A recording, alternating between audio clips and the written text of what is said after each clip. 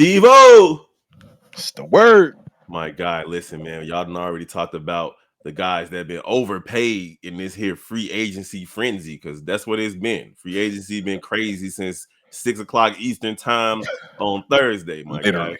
But let's talk about some value players, some players that signed some deals that's like, man, they could have got some money somewhere else, a little bit more somewhere else. And we also going to talk about the free agents that are still out there and maybe where they might be going. We're going to holler at the gang right after the intro. Welcome to the number one place for your daily basketball news and analysis, NBA Central.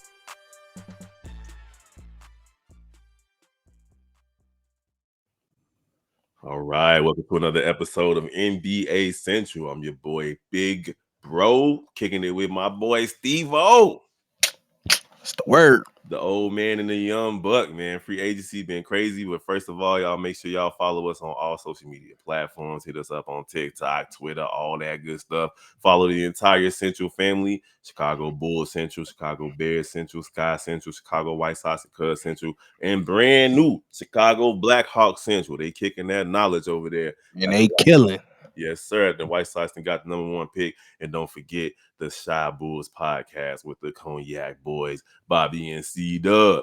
Of course, man, we're going to keep this free agency conversation train rolling.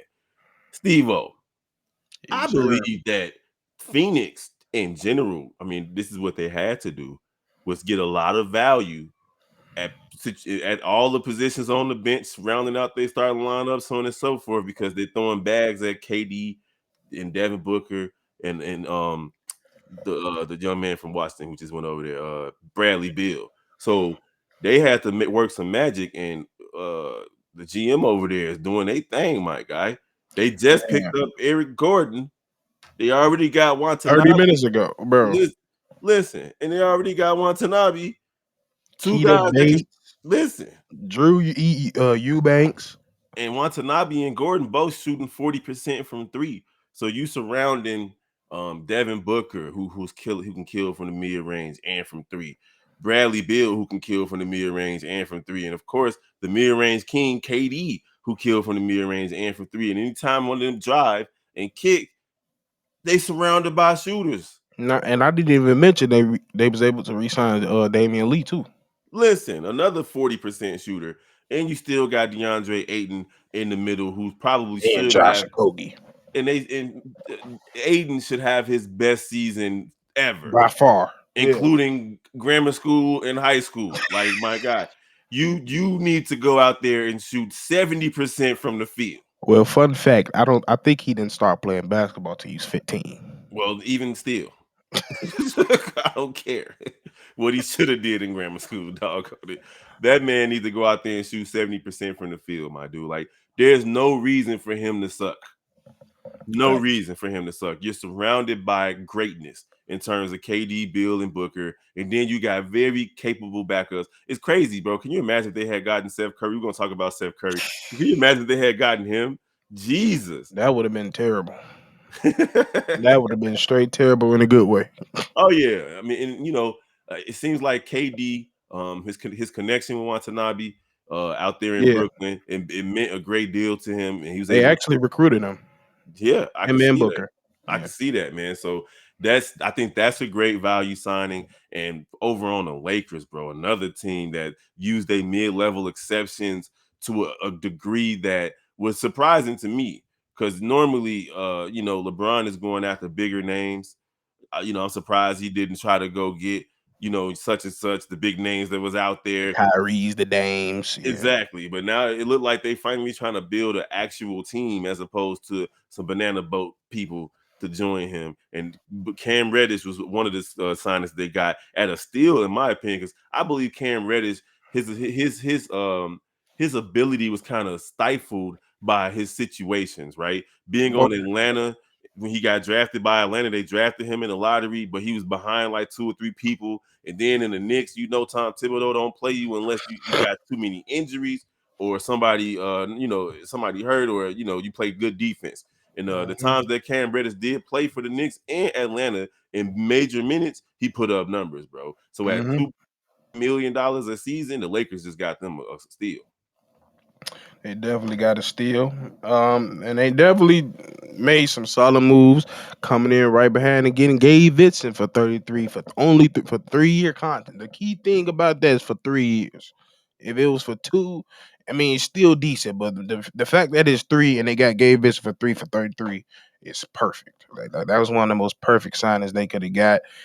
He's going to extremely help. He's going to lay the load for a lot of other players. So that's definitely a good thing. So definitely got to shout out the Suns and the Lakers. They definitely been doing their thing.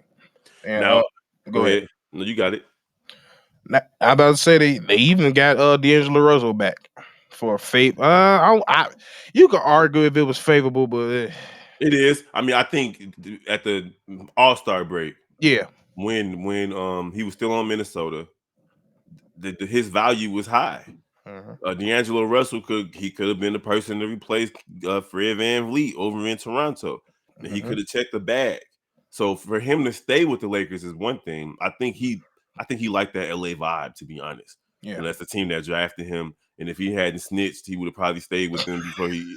You remember, man. You remember what Man, he yeah. did back when he was young, man. He snitched on somebody. You know what I'm saying? You don't do that, my guy. It's a fraternity. Nick Young ain't been the same since. Yes, exactly, bro. And he lost everything. But at the end of the day, seeing him stay with the Lakers, seeing him re-up with the Lakers as well, Hmm. that's big, man. And the Lakers, they finished the season strong, and they're gonna come. You know how ESPN is; they're gonna have them as favorites. Vegas gonna have them as favorites to a certain degree.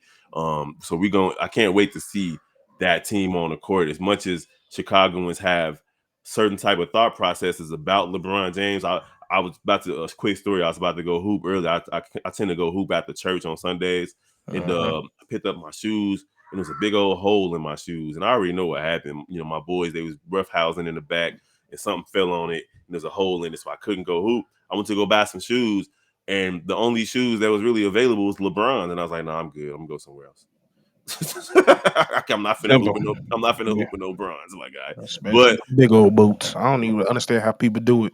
bro, and I was looking at the Greek freaks too. Them things was ugly and big and thick too. My guy. The too big mug. You need this man. They don't want no Zion incidents. Yeah, I feel you, but I'm not built like that, man. I need some Yeah, lighter shoes, my guy. I'm yeah. only about Try to 215. try them PGs on them KDs. I heard them That's what I was pretty looking for. Kate, well, I didn't like the KDs that I saw. The Kyries Yeah, I've been bro, interested I in too. seen the new KDs yesterday because we was hooping with the youth in my church, and bro, I was like, because the dude I was telling named Corey, I'm like, Corey, what are those? He said, them KDs. I was like, bro, that's how I know I've been out the shoe game a little Yeah. bit because first of all, I know he like low cuts, but them real Yeah, low. I typically get mid to high tops, and I'm not a person that got to get the name for some shoes. Yeah, I just gotta have some shoes I can hoop in. As long as they fit my feet, I usually go with Nikes. But yeah, man. So the Chicago Bulls got some great value at the point guard that they picked up too. yeah, for sure. We got Jevon Carter for 20 mil over three. That's perfect. That's literally Yeah, perfect. That's literally perfect. 3 and D. We needed him. He's a legit one of the best on ball defenders in the league. Yes, in the league, one of the best, and he's a legit 40, I believe 44% 3 point shooter. it's in the And 40s for yeah, sure. it's definitely in the 40s. He that's just something we definitely need was shooting and defending on this team. We brought back Kobe White as well in a favorable deal. Uh, was it 30 with it. That's including incentives. All these are including incentives. Over three. Over three, which is also favorable. So you just it's also like we said. We also went over the people that overpaid, but there was a lot of people that spent their money well in the right place. Especially with the new CBA and the new salary cap and how these teams are moving. I like what I've seen so far. Like, of course, some people got overpaid, but like what Yeah, we've that seen from the happens. Lakers, what we've seen from the Suns, and a few other teams, we could sit here and talk all day about value signings. But hey, I want to talk about the remaining free agents, and we'll stick with the Bulls right now. Ayo Dosunmu has yet to sign his qualifying offer that the Bulls offered to him. So he's a free agent that's still out there at point guard. And it's a lot of teams that can use, including the Chicago Bulls, a young defensive three and well, he's not necessarily a 3 and D, but he's definitely a defensive stalwart at point guard who can come out there and be that dog for you. Yep. And I know we had a little down year, and as Bulls fans, that made us a little nervous. But I'm gonna say it like I said in the previous episode. We kind of changed his style around, and he was trying to fit in into something he wasn't as comfortable in. So with especially with Jevon coming in, and that's going to lessen the load for him to be come back to that. Oh, I can be a pure combo guard and focus on locking people down because that's what majority what he did in his rookie year And driving to the basket. and driving to the basket as Because well. it's almost like they expected him in situations when he was on the floor with DeMar and Levine to stand in the corner and catch and shoot, and that's just really not his game. Like it worked out in his first season because he got the majority of his money driving to the basket, uh, Hmm.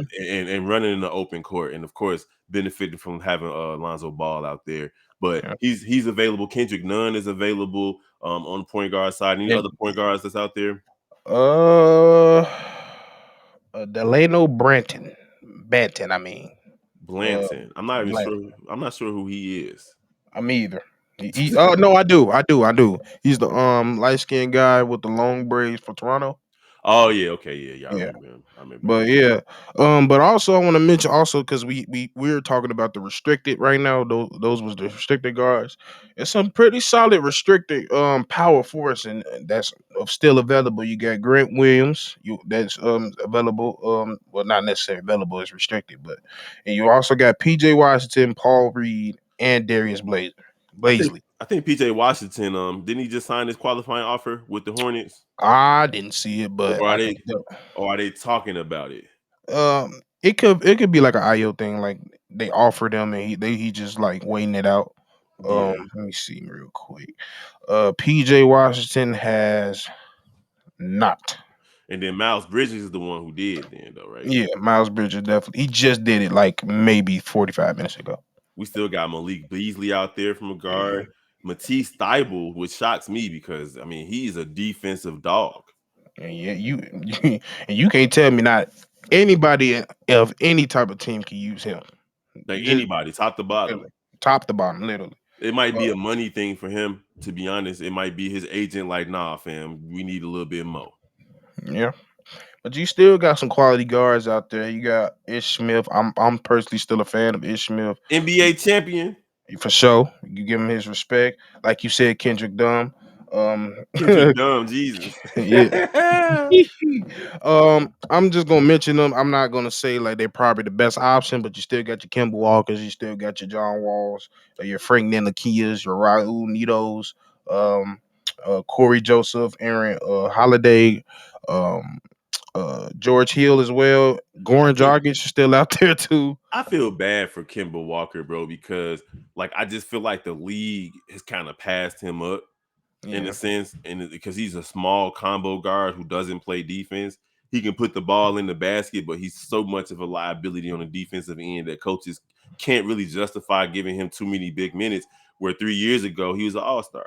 That's nuts, bro. yeah. It just shows that if you're gonna be that small, you got to be an absolute killer when it comes to that offensive side of the ball. That's true. And then in the big man category, we still got Christian Wood. I think Mason Plumlee just signed with the Pelicans, like while we Yeah, was doing preparation for this episode. And Bismack Biyombo is also still a free agent as well. facts. We also got your you got your Montrezl Harris, your Taj Gibsons, your Derek Favors, your Serge Ibaka's, your Alex Lynn's, Robin Lopez, Boban. You still got Tristan Thompson. Don't come back here. No, Um, yeah, he gone. and even in the power four, you got Greg Brown. Um, Wayne Gabriel. I feel like Wayne Gabriel would be a solid pickup for some people. Darkness. Darkness.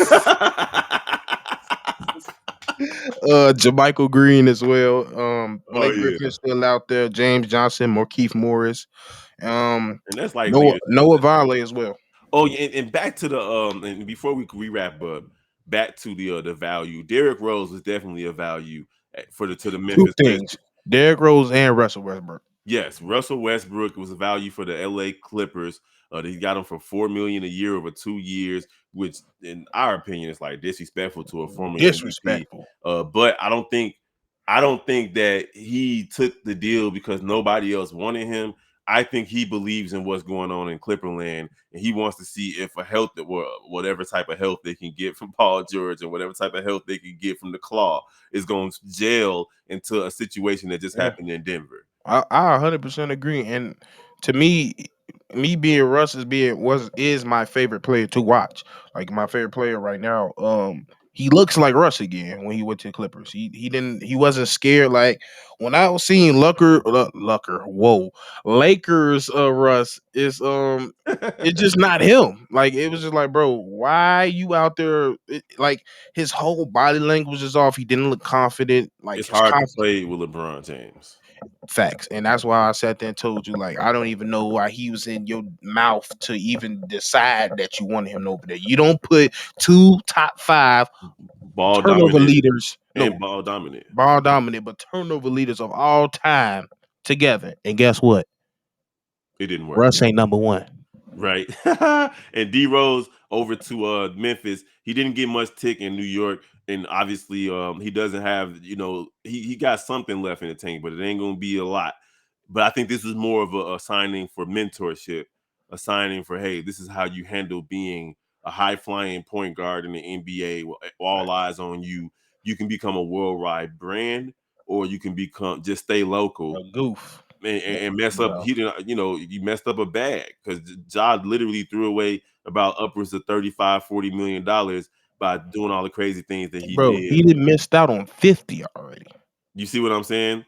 So there you guys have it, man. It's another episode with the old man and the young buck doing our thing over here on NBA Central. Don't forget to follow the rest of the Central family. We said at the top of the show, but if you wasn't here, the Chicago Bulls podcast, we got the Chicago Bulls Central. We got Chicago Bears Central, Sky Central, Black Hawk Central, White Sox and Cubs Central, and of course the Shy Bulls podcast with the Cognac Boys, C-Dub, and Bobby. We appreciate y'all for rocking with us all through the year, and we're going to keep it coming. Y'all can't stop us. Feel like Puffy. Take that. Bro. I don't know. Peace. That's kind of wild, though. Peace.